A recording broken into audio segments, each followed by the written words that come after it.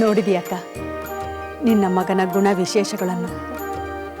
ತಂದೆಯನ್ನು ಕೊಂದವನನ್ನು ದ್ವೇಷಿಸುವುದು ಸಹಜ. ಆದರೆ ನಿನ್ನ ಪುತ್ರನನ್ನು ಅಂಗದ ಎಷ್ಟೊಂದು ಭಕ್ತಿ ಗೌರವದಿಂದ ಕಾಣುತ್ತಿದ್ದಾನೆ. ಹೌದು ಸುಮಿತ್ರ,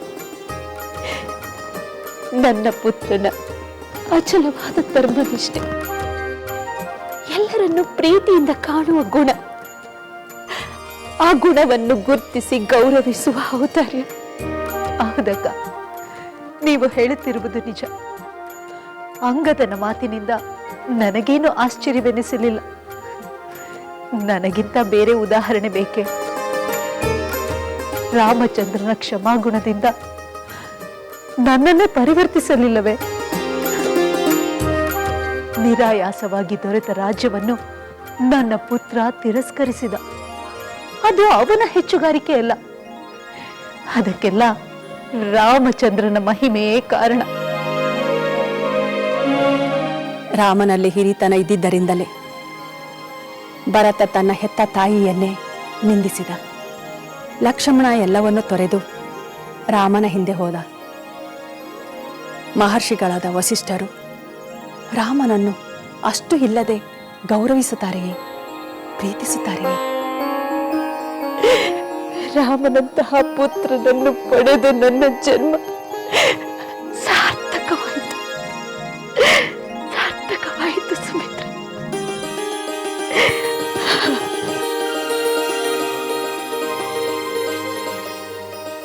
ಪ್ರಭು, ಇನ್ಯಾರನ್ನು ಕರೆಸಲಿ?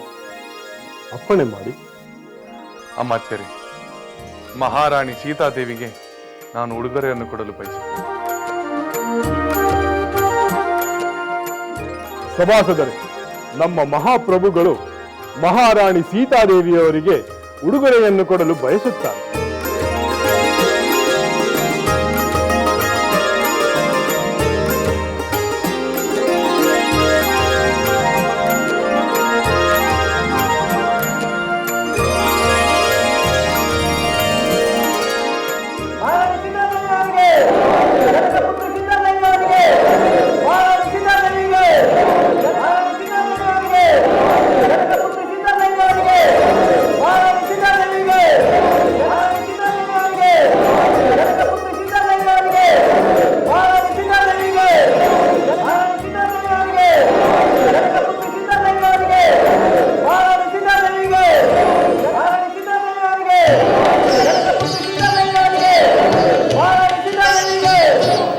ಸ್ವಾಮಿ, ನೀವು ನೀಡಿದ ಈ ಪ್ರಿಯ ಉಡುಗೊರೆಯನ್ನು ನಾನು ಬೇರೆ ಯಾರಿಗಾದರೂ ಕೊಡಬಹುದೇ? ಸೀತೆ, ನಿನಗೆ ಯಾರ ಮೇಲೆ ಅತ್ಯಂತ ಅಭಿಮಾನ, ಕೃತಜ್ಞತೆಗಳಿರುವೆಯೋ ಅವರಿಗೆ ಈ ಮುತ್ತಿನ ಹಾರವನ್ನು ಕೊಡಲು ನನ್ನದೇನೂ ಅಭ್ಯಂತರವಿಲ್ಲ.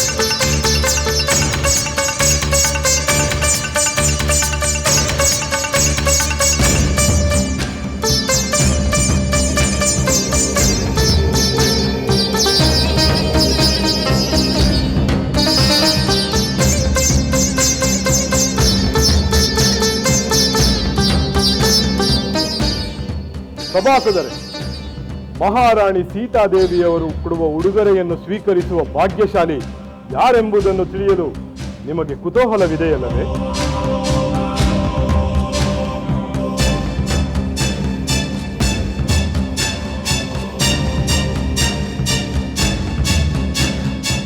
ಸೀತೆ, ತೇಜಸ್ಸು, ಧೀರತ್ವ, ಯಶಸ್ಸು, ಉತ್ತಮ ಬುದ್ಧಿ, ಈ ಎಲ್ಲ ಗುಣಗಳು ಯಾರಲ್ಲಿವೆಯೋ ಅವರಿಗೆ ಈ ಮುತ್ತಿನ ಹಾರವನ್ನು ಕೊಡು.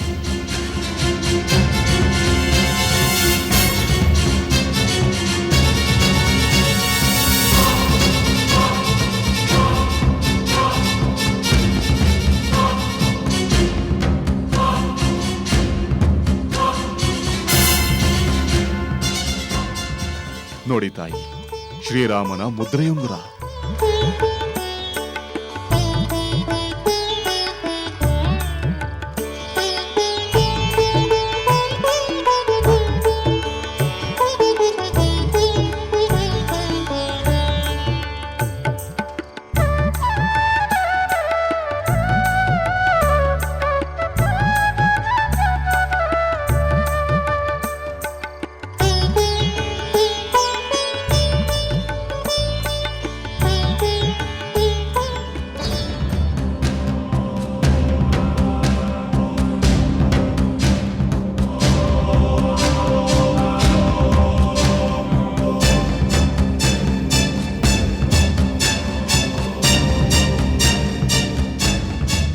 ನಾನು ಹತಾಶೆಯ ಕತ್ತಲಿನಲ್ಲಿ ಕುಸಿದು ಹೋಗಿದ್ದಾಗ ನನ್ನ ಮಂಗಳದ ಮುಂಬೆಳಗಿನಂತೆ ಬಂದು ನನ್ನಲ್ಲಿ ಧೈರ್ಯ ತುಂಬಿದ ವಾಯುಸುತ ಹನುಮಂತನಿಗೆ ನನ್ನ ಸ್ವಾಮಿ ನೀಡಿದ ಈ ಮುತ್ತಿನ ಹಾರವನ್ನು ಕೊಡಲು ಬಯಸುತ್ತೇನೆ.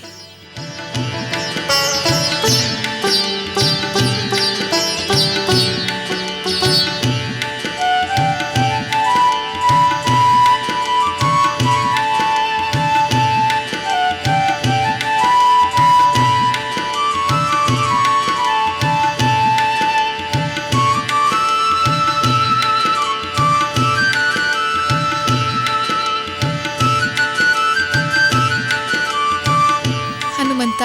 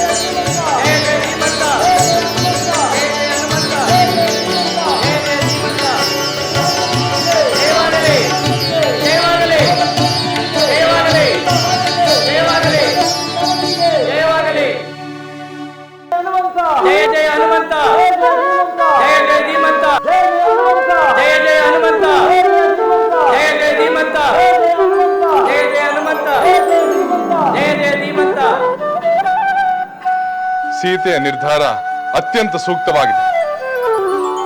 ಹನುಮಂತ ವಾನರ ಶ್ರೇಷ್ಠ, ಮಹಾವೀರ, ಮಹಾಜ್ಞಾನಿ, ಅಷ್ಟೇ ಸರಳ, ನನ್ನ ಭಕ್ತ. ಸೀತೆಯ ಉಡುಗೊರೆಯನ್ನು ಸ್ವೀಕರಿಸಲು ಮಾರುತಿಗಿಂತ ಅರ್ಹರಾದವರು ಬೇರೆ ಯಾರೂ ಇಲ್ಲ. ಮಾಯಾವಿಗಳಾದ ಕುತಂತ್ರಗಳಾದ ರಾಕ್ಷಸರ ಮೇಲಿನ ವಿಜಯ ಸಾಧಿಸಲು ಹನುಮಂತನ ಪಾಲು ಪ್ರಮುಖವಾಗಿದೆ. ಜಯ ಜಯ ಹನುಮಂತ, ಜಯ ಜಯ ಧೀಮಂತ, ಜಯ ಜಯ ಹನುಮಂತ, ಜಯ ಜಯ ಧೀಮಂತ. ಈ ಹನುಮಂತನ ಪರಾಕ್ರಮ ಈಗಾಗಲೇ ಲೋಕವಿಖ್ಯಾತವಾಗಿದೆ. 100 ಯೋಜನಗಳ ವಿಸ್ತಾರವಾದ ಸಮುದ್ರವನ್ನು ಲಂಘಿಸಿದ, ಹಿಮಾಲಯದಿಂದ ಸಂಜೀವನಿ ಪರ್ವತವನ್ನು ಹೊತ್ತು ತಂದ ಇವನೇ ಅಸಮಾನ ವೀರ. ನನ್ನ ಹನುಮಂತ ನೀಡಿದ ಸೇವೆಗೆ ಏನು ಕೊಟ್ಟರೂ ಕಡಿಮೆ.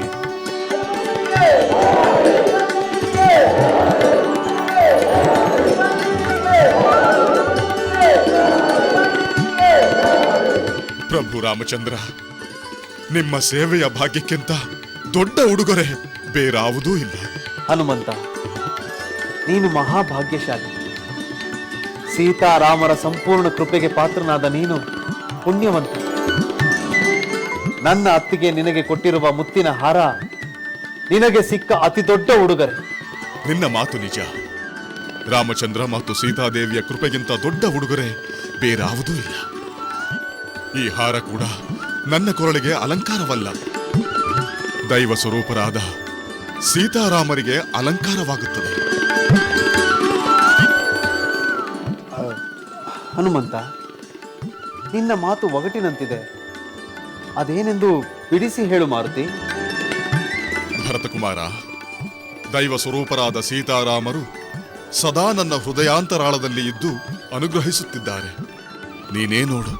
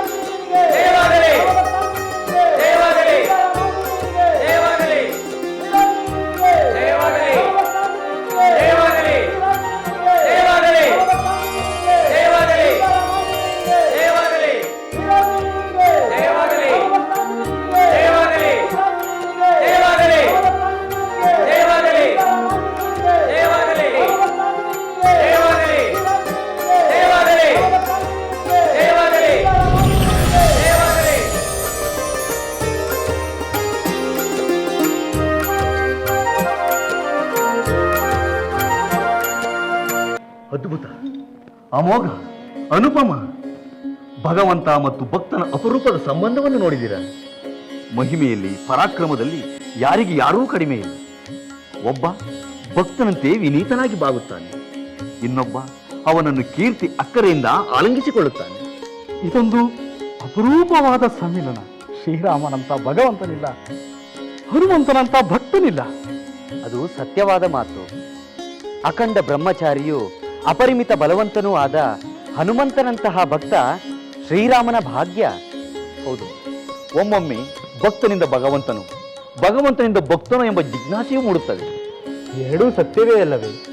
ಭಕ್ತರೇ ಇಲ್ಲದ ಮೇಲೆ ಭಗವಂತನನ್ನು ಗುರುತಿಸುವುದು ಯಾರು?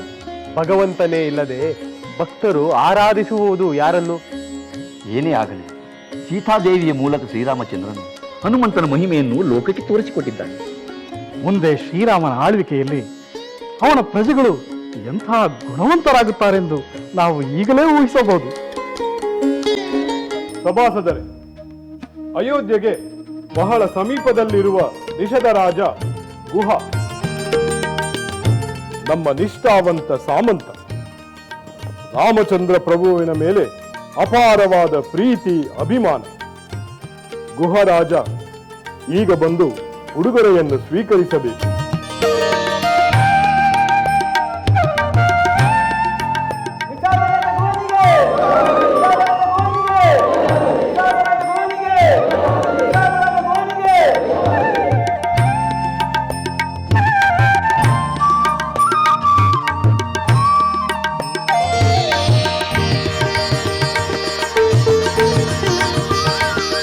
ಮಿತ್ರ ಗುಹ, ನಿನ್ನ ಹೃದಯಪೂರ್ವಕವಾದ ಆತಿಥ್ಯವನ್ನು ನಾನು ಎಂದಿಗೂ ಮರೆಯುವುದಿಲ್ಲ. ಶ್ರೀರಾಮ ತೆರಳಿದ ಕಾಡಿಗೆ ಕತ್ತಲಾಯ್ತು ಅಯೋಧ್ಯೆಗೆ. ಪ್ರಿಯ ಪ್ರಜಾಜನರೇ, ಗಂಗಾ ತೀರದ ಶೃಂಗಬೇರಪುರದ ನಿಷಾದರಾಜ ಗುಹ ನನಗೆ ಅತ್ಯಂತ ಪ್ರೀತಿ ಪಾತ್ರ, ಆತ್ಮೀಯ ಮಿತ್ರ. ನಾನು ಸೀತಾ ಲಕ್ಷ್ಮಣರೊಡನೆ ವನವಾಸಕ್ಕೆ ಹೊರಟಾಗ ಈ ಪುಣ್ಯಾತ್ಮನೇ ತನ್ನ ನಾವಿಯ ಮೂಲಕ ನಮ್ಮನ್ನು ಗಂಗಾ ನದಿಯನ್ನು ದಾಟಿಸಿದ. ಆ ಉಪಕಾರವನ್ನು ನಾನು ಎಂದೆಂದೂ ಮರೆಯಲಾರೆ. ಪ್ರಿಯ ಜನರೇ, ಪುರುಷೋತ್ತಮನಾದ ರಾಮಚಂದ್ರನ ಪ್ರೀತಿ ಅಭಿಮಾನಕ್ಕೆ ಪಾತ್ರನಾದ ನಾನು ಮಹಾಪುಣ್ಯವಂತ, ಮಹಾಭಾಗ್ಯವಂತ. ನಾನು ಯಾವ ಉಪಕಾರವನ್ನೂ ಮಾಡಿಲ್ಲ. ಆಶ್ರಿತನಾದ ನಾನು ನನ್ನ ಕರ್ತವ್ಯವನ್ನು ಮಾಡಿದ್ದೇನೆ ಅಷ್ಟೇ.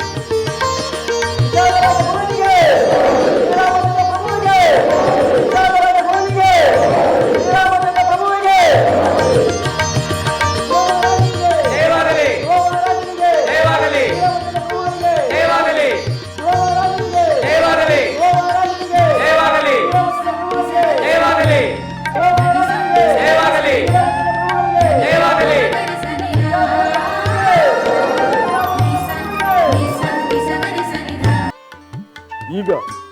ಲಂಕಾಧೀಶ್ವರ ವಿಭೀಷಣ ಮಹಾರಾಜರು ದಯಮಾಡಿಸಬೇಕು.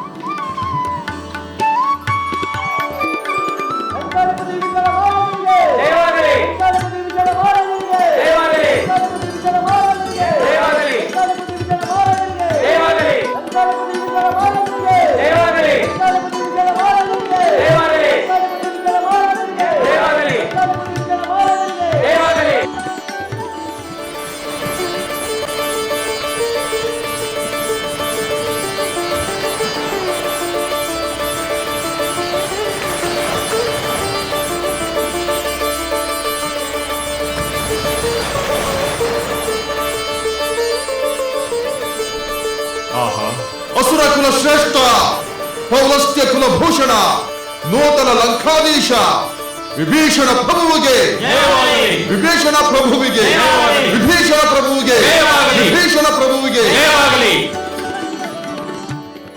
ಪ್ರಿಯ ಪ್ರಜಾಜನಗಳೇ, ಈ ಲಂಕಾಧಿಪತಿ ವಿಭೀಷಣ ಪುಲಸ್ತ್ಯ ವಂಶದ ವಿಶ್ವವಸುವಿನ ಪುತ್ರ, ಧರ್ಮಾತ್ಮ, ನ್ಯಾಯ ನೀತಿಗಳ ಪಾಲಕ.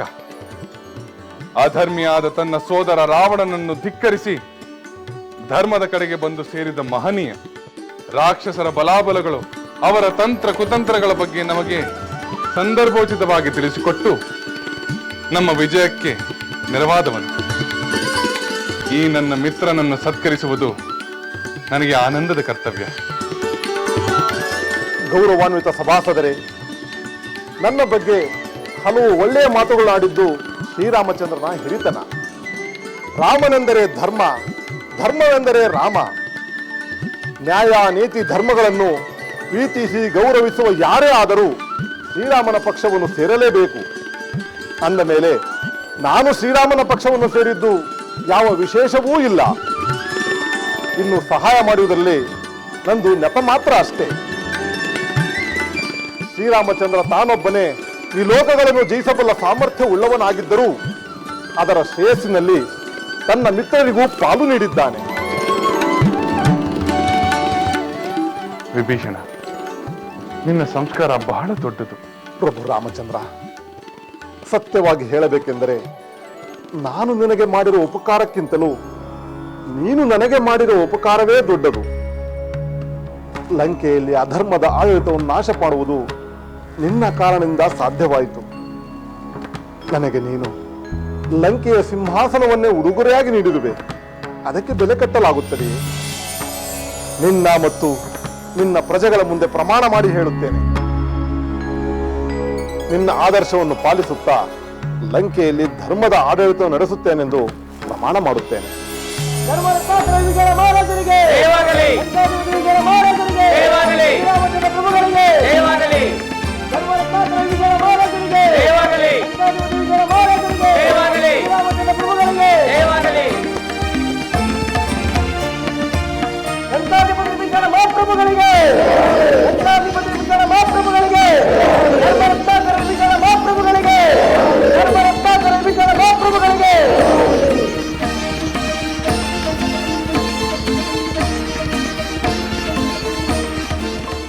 ಈಗ ಜಾಂಬವಂತ ಮತ್ತು ಇತರರು ತಮ್ಮ ಉಡುಗೊರೆಗಳನ್ನು ಬಂದು ಸ್ವೀಕರಿಸಬೇಕು.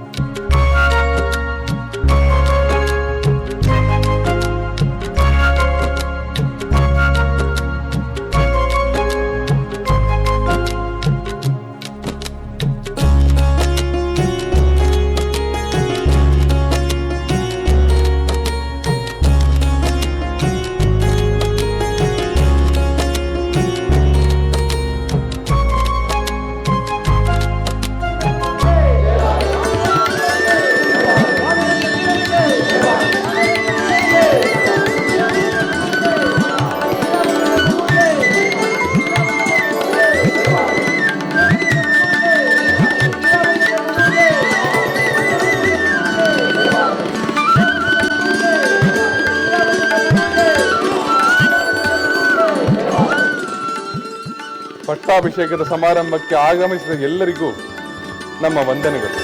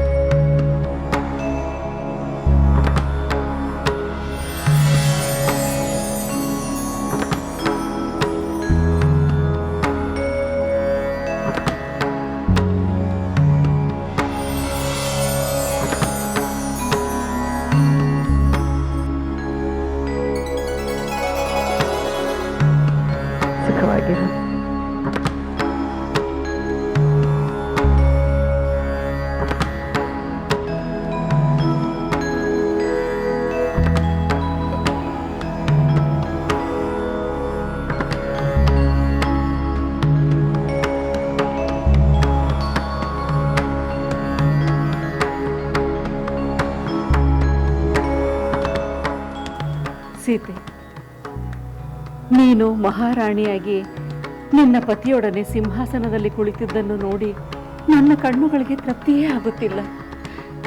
ಇನ್ನೂ ನೋಡುತ್ತಲೇ ಇರಬೇಕು ಎನಿಸುತ್ತಿದೆ. ನಿನಗೆ ನನ್ನ ದೃಷ್ಟಿಯೇ ತಾಗಿತ್ತು ಏನು? ಅಂದು ಚಿತ್ರಕೂಟದಲ್ಲಿ ನಾರು ಮಡಿಯುಟ್ಟು ನಿನ್ನನ್ನು ಕಂಡಾಗಿನಿಂದ ಅದನ್ನು ಇಲ್ಲಿಯವರೆಗೂ ಮರೆಯಲು ಸಾಧ್ಯವೇ ಆಗುತ್ತಿಲ್ಲ.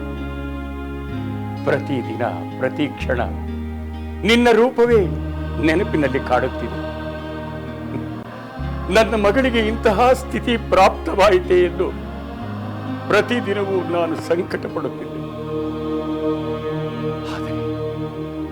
ಆದರೆ ಇಂದು ನಿನ್ನನ್ನು ಸಿಂಹಾಸನದಲ್ಲಿ ಪಟ್ಟದ ರಾಣಿಯಂತೆ ನೋಡಿದಾಗ ನನ್ನ ನೋವುಗಳೆಲ್ಲವೂ ಸಂಪೂರ್ಣವಾಗಿ ಮರೆತೇ ಹೋಯಿತು ಮಗಳೇ, ಮರೆತೇ ಹೋಯಿತು.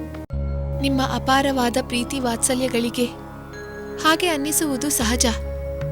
ಆದರೆ ನಾನು ಕಷ್ಟವೆಂದುಕೊಂಡು ವನವಾಸಕ್ಕೆ ಹೋಗಿರಲಿಲ್ಲ. ಪತಿಯ ಧರ್ಮ ಪಾಲನೆಯಲ್ಲಿ ಜೊತೆಯಾಗಿ ಹೋಗಿದ್ದೆ. ಅದು ಈಡೇರಿತು. ಎಷ್ಟು ಕಷ್ಟ ನೋವುಗಳು ಬಂದರೂ ಕಡೆಗೆ ಎಲ್ಲ ಕಳೆದು ಸಂತೋಷದ ಕ್ಷಣಗಳು ಬಂದವು. ನನ್ನ ಪತಿಗೆ ಖ್ಯಾತಿಯೂ ದೊರಕಿತು. ಆದರೆ ಅದಕ್ಕಾಗಿ 14 ವರ್ಷಗಳನ್ನು ಕಳೆಯಬೇಕಾಯ್ತಲ್ಲ ಮಗಳೇ. ಮೊದಲು ಅಷ್ಟೊಂದು ವರ್ಷಗಳೇ ಎನಿಸುತ್ತಿತ್ತು. ಈಗ ಅಷ್ಟು ವರ್ಷಗಳು ಇಷ್ಟು ಬೇಗನೆ ಕಳೆದು ಹೋದವೇ ಎನಿಸುತ್ತಿದೆ. ಕಾಡಿನ ಕಷ್ಟಗಳ ಜೊತೆಗೆ ಕಾಡುವ ರಾಕ್ಷಸರೂ ಇದ್ದರಲ್ಲವೇ? ಹೌದು, ರಾಕ್ಷಸರ ಕಾಟವಿತ್ತು. ಆದರೆ ನನ್ನ ಸ್ವಾಮಿಯ ಪರಾಕ್ರಮದ ಬಗ್ಗೆ ಭರವಸೆಯೂ ಇತ್ತು. ಆ ರಾಕ್ಷಸರ ವಧೆಯೂ ಆಯಿತು. ನನ್ನ ಪತಿ ದುಷ್ಟ ಶಿಕ್ಷೆಯ ತಮ್ಮ ಕರ್ತವ್ಯವನ್ನು ನಿರ್ವಹಿಸಿದಂತಾಯಿತು. ಆದರೆ ಮಗಳೇ, ಕೊನೆಯಲ್ಲಿ ಆ ದುಷ್ಟ ರಾವಣನ ಅಪಹರಣಕ್ಕೆ ನೀನು ಒಳಗಾಗಿ ಪಟ್ಟ ಕಷ್ಟಗಳು ಸಾಮಾನ್ಯವೇ? ಆ ಮಾರೀಚನ ಮಾಯಿಗೆ ಮರುಳಾಗಿ ನೀನು ಆ ಸ್ವರ್ಣ ಜಿಂಕೆಯನ್ನು ಆಸೆ ಪಟ್ಟಿದ್ದೇ ಅದಕ್ಕೆ ಮೂಲವಾಗಿ. ಹೌದು, ಆದರೆ ಆ ಕ್ಷಣದಲ್ಲಿ ಆ ಮಾಯಾ ಜಿಂಕೆಯ ಮೇಲೆ ಏಕೆ ಮೋಹವಾಯಿತೋ ನನಗೆ ಅರ್ಥವಾಗುತ್ತಿಲ್ಲ. ಆದರೆ ಈಗ ಯೋಚನೆ ಮಾಡಿದರೆ ಅದರಿಂದಲೇ ಅಲ್ಲವೇ ಆ ರಾವಣ ಕುಂಭಕರ್ಣರಂಥ ರಾಕ್ಷಸರ ವಧೆಯಾದದ್ದು? ಹೌದು ಸೀತೆ, ನಿನ್ನ ಮಾತು ನಿಜ. ನೀನು ಕಷ್ಟಪಟ್ಟರೂ ಆ ರಾಕ್ಷಸರ ವಧೆಯಿಂದ ಎಷ್ಟೋ ಜನರ ಕಷ್ಟ ನಿವಾರಣೆಯಾದಂತಾಯಿತು. ಹೌದು, ಕ್ಷತ್ರಿಯರಾದವರ ಕರ್ತವ್ಯವೇ ಅದು. ನಮ್ಮ ರಾಮಚಂದ್ರನು ಆ ಕರ್ತವ್ಯವನ್ನು ಸರಿಯಾಗಿ ನಿರ್ವಹಿಸಿದ್ದಾನೆ. ರಘುವಂಶದ ಪರಂಪರೆಯನ್ನು ಯಶಸ್ವಿಯಾಗಿ ಮುಂದುವರಿಸುತ್ತಾನೆ. ಆದದ್ದು ಆಗಿ ಹೋಯಿತು. ಇನ್ನು ಮುಂದಾದರೂ ನೀನು ನಿನ್ನ ಸಹೋದರಿಯರು ಸುಖ ಸಂತೋಷದಿಂದ ಬಾಳಬೇಕೆಂಬುದೇ ನನ್ನ ಆಸೆ. ಖಂಡಿತ ಖಂಡಿತ ನಿಮ್ಮ ಆಸೆ ಈಡೇರುತ್ತದೆ. ನಿಮ್ಮ ಆಶೀರ್ವಾದ ಸದಾ ನಮ್ಮನ್ನು ಕಾಪಾಡಲಿ.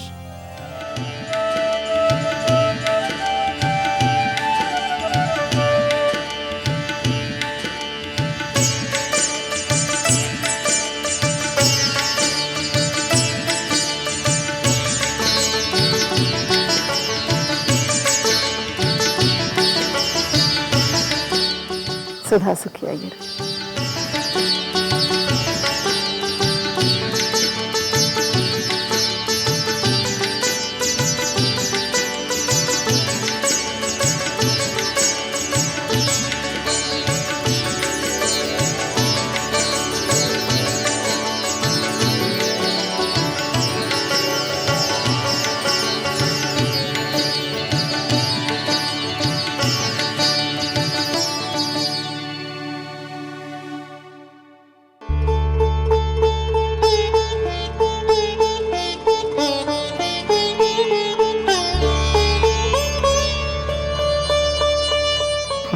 ಮಹಾಪ್ರಭುಗಳಿಗೆ ಪ್ರಣಾಮಗಳು. ತಮ್ಮನ್ನು ಕಾಣಲು ಮಹರ್ಷಿಗಳು ಆಗಮಿಸಿದ್ದಾರೆ. ಬಹಳ ಸಂತೋಷ. ನಾನು ಈಗಲೇ ಅವರನ್ನು ಕಾಣುತ್ತೇನೆ ಎಂದು ಹೋಗಿ ತಿಳಿಸು. ಅಪ್ಪಣೆ ಪ್ರಭು. ಸ್ವಾಮಿ, ವಿಶ್ರಾಂತಿಗೆಂದು ಬಂದು ಹೊರಟಿರಲ್ಲ? ಪೂಜ್ಯರಾದ ಮುನಿಗಳು ನನ್ನನ್ನು ಕಾಣಲು ಬಂದಿದ್ದಾರೆ. ನಾನು ವಿಳಂಬ ಮಾಡದೆ ಅವರ ಆಶೀರ್ವಾದವನ್ನು ಪಡೆದು ಬಂದು ಬಿಡುತ್ತೇನೆ. ಹಾಗೆಯೇ ಆಗಲಿ ಸ್ವಾಮಿ, ಹೋಗಿ ಬನ್ನಿ.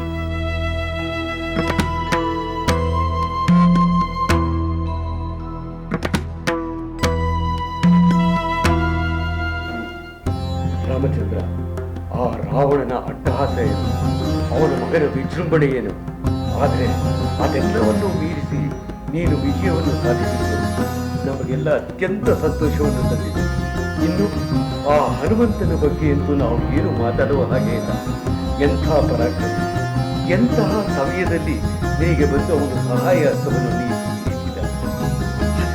ಅವನ ಪರಾಕ್ರಮವನ್ನು ವರ್ಣಿಸಲು ನಮಗೆಲ್ಲಿ ಸಾಧ್ಯ? ನಮ್ಮಂಥ ಋಷಿಮುನಿಗಳಿಗೆ ಅದು ಅಸಾಧ್ಯ. ಅಂತಹದನ್ನು ಸಾಧಿಸಿದ್ದಾನೆ. ನಿನ್ನ ಬಲಗೈ ಬಂಟನಾಗಿ ಅವನು 1000 ವರ್ಷಗಳ ಕಾಲ ಬಾಳಲಿ, 100 ವರ್ಷಗಳ ಕಾಲ ಅವನ ಹೆಸರು ಅಜರಾಮರವಾಗಿ ಈ ಲೋಕದಲ್ಲಿ ಅನಂತ ಕಾಲದಲ್ಲಿ ಉಳಿಯಲಿ.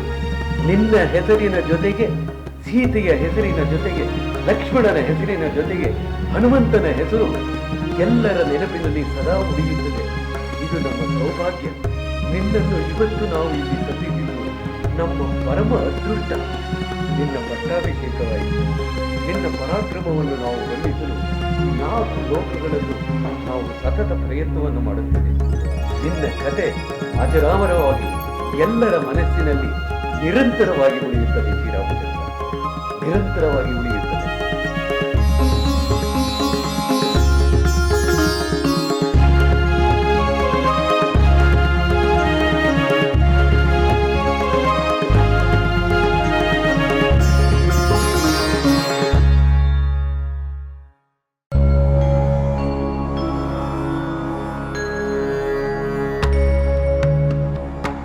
ಏನು ಎಲ್ಲರೂ ಒಟ್ಟಿಗೆ ಬಂದಿರಲ್ಲ? ನಿನ್ನನ್ನು ಕರೆದೊಯ್ಯಲು ಬಂದಿದ್ದೇವೆ. ಏಕೆ? ಎಲ್ಲಿಗೆ? ನೀನು ರಾಮಚಂದ್ರನೊಟ್ಟಿಗೆ ಸಿಂಹಾಸನದಲ್ಲಿ ರಾರಾಜಿಸುವುದನ್ನು ಅದೆಷ್ಟು ಕಣ್ಣುಗಳು ದಿಟ್ಟಿಸಿದವೋ ಏನೋ. ನಮ್ಮ ಮುದ್ದು ಸೋದರಿಯ ಸುಂದರ ರೂಪಕ್ಕೆ ಎಷ್ಟು ದೃಷ್ಟಿ ತಾಗಿದೆಯೋ ಏನೋ. ಅದಕ್ಕೆ ನಿನಗೆ ದೃಷ್ಟಿ ನಿವಾಳಿಸುವ ಕಾರ್ಯ ಮಾಡಬೇಕು. ಇದು ನಾವು ಹೇಳುತ್ತಿರುವುದಲ್ಲ, ಅತ್ತೆಯವರು ಮಾತನಾಡಿಕೊಳ್ಳುತ್ತಿದ್ದರು.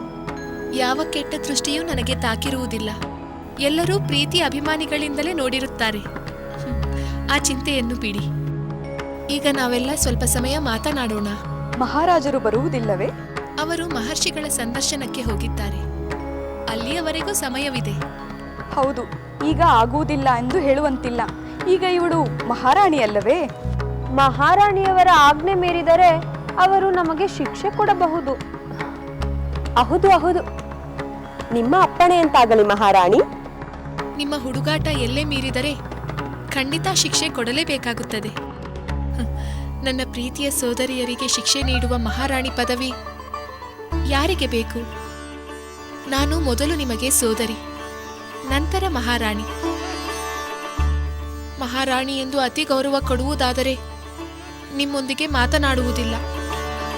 ಅಯ್ಯೋ, ಬೇಡ ಸೀತೆ, ಅಂತ ಶಿಕ್ಷೆ ಕೊಡಬೇಡ. ನಿನ್ನೊಂದಿಗೆ ಮಾತನಾಡದೇ ಇರಲು ನಮ್ಮಿಂದ ಸಾಧ್ಯವಿಲ್ಲ. ನನಗೆ ತಾನೇ ಅದು ಸಾಧ್ಯವೇ ಶ್ರುತಕೀರ್ತಿ. 14 ವರ್ಷಗಳ ಮಾತನ್ನೆಲ್ಲ ನಿಮ್ಮೊಂದಿಗೆ ಆಡಬೇಕೆಂದು ನನ್ನ ಜೀವ ತುಡಿಯುತ್ತಿದೆ.